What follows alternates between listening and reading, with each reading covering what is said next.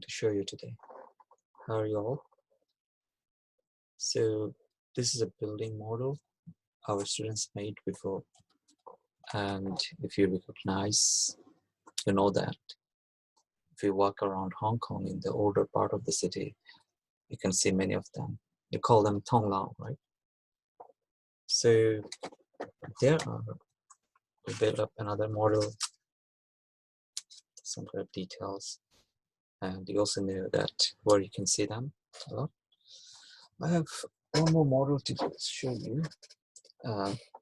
You know where it is, but it also represents certain time and culture. So I'll show you something that what you'll be talking today.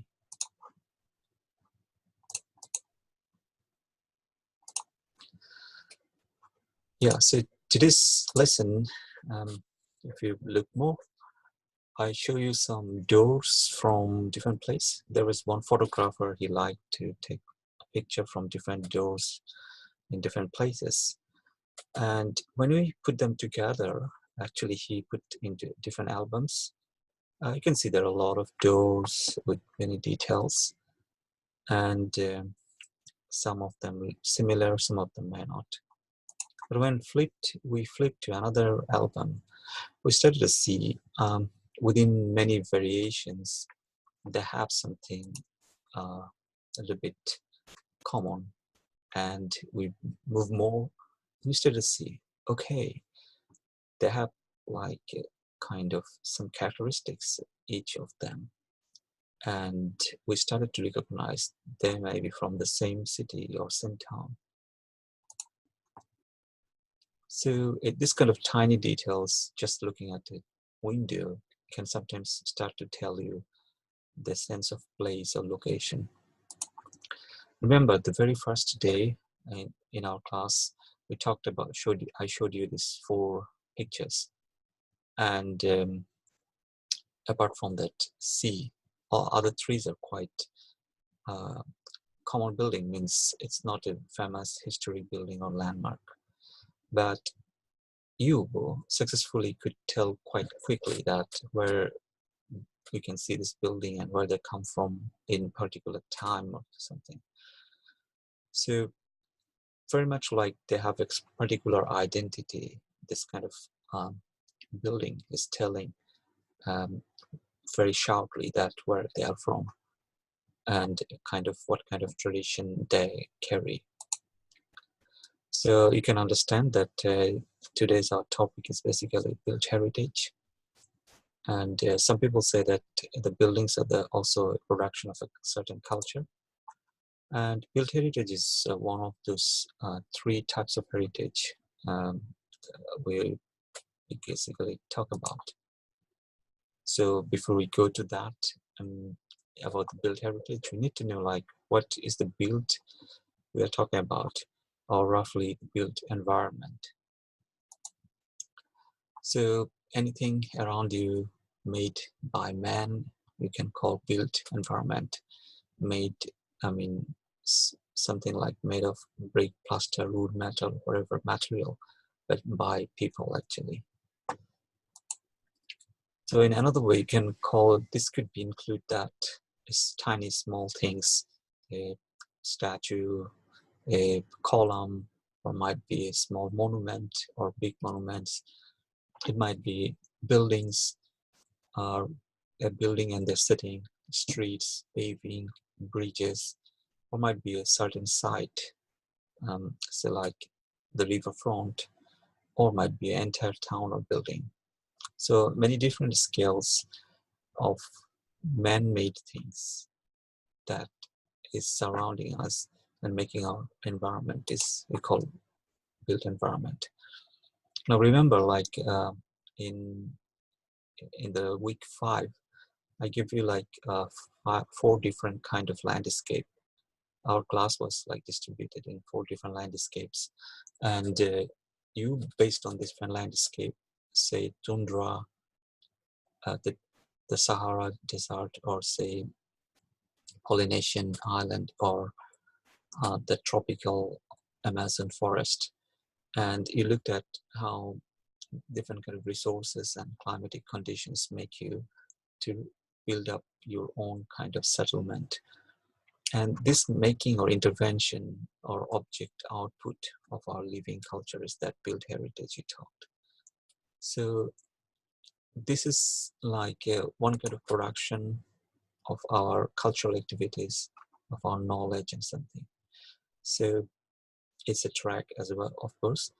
Now the question is like, by built heritage, do we only mean the historic buildings, the famous buildings?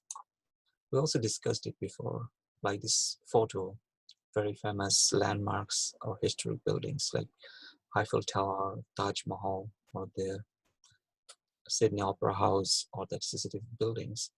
So kind of like, are they represent only them as the heritage building or not? So we discussed and we found out that it's not only limited to be historic or landmarks, but it's more about certain kind of, either it carries some kind of values, aesthetic in terms of beauty or in terms of style, or it might be a sample from certain time or style, or few remaining of examples, or it might be very much symbolic or representative, or kind of really show a certain belief, tradition, or idea and cultures. So these are something that set up a built heritage. I mean, why something becomes an heritage, what kind of built form will become heritage is based on this kind of representations. Now, is it built heritage is only buildings? I mean, that might be then other things. So let's look at this photo. You might, if you look carefully, it might look like a building, but if you look carefully, it might be a very big stone with some kind of graving or engraving on it, and of course by human. Now, if you look from look more about it, then you'll know that this is actually a rock, very old rock, almost the Stone Age rock from Big Bay in Hong Kong. And far long ago, so there are some kind of human intervention, and as a symbol or kind of example of, or some kind of like evidence of our living and how we started it to like make our living spaces. So kind of built form, you can say. So not necessarily it has to be a building itself. Most of the rock is actually natural here, but our interventions try to modify it, started to tell that our track are of living culture actually, or our building traditions, or the making, if you say. Now, from the very beginning, this concept of heritage conservation basically started focusing on monuments or very famous building, how to save them, safeguard them, especially after the First and Second World War. So if you remember, we talked about Venice Charter. So this was pretty much dominated by the building specialists, and they somehow like came to kind of like into an agreement to how to save these monuments and buildings. So Venice Charter was later criticized and updated, or nowadays we call it backdated, but it was the beginning.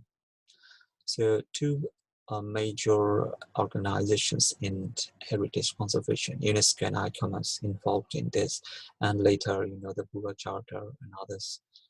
So the initiation was basically from building. So compared to other two kind of heritage, so building was the starting point. So to know about that, we will be like now focused to the Hong Kong's built heritage, and this will be talked in 3 different sections. We'll be like, first part we'll be talking basically on what kind of building tradition or built forms we find in Hong Kong. In part 2, we'll be talking about how is like we identify that this is a heritage building, it has the values, and what is the process. And then part 3, basically we'll be talking some examples actually, like where after identifying their heritage value, what is the conservation process and how it's being conserved, right? So get ready. We'll be seeing the next step.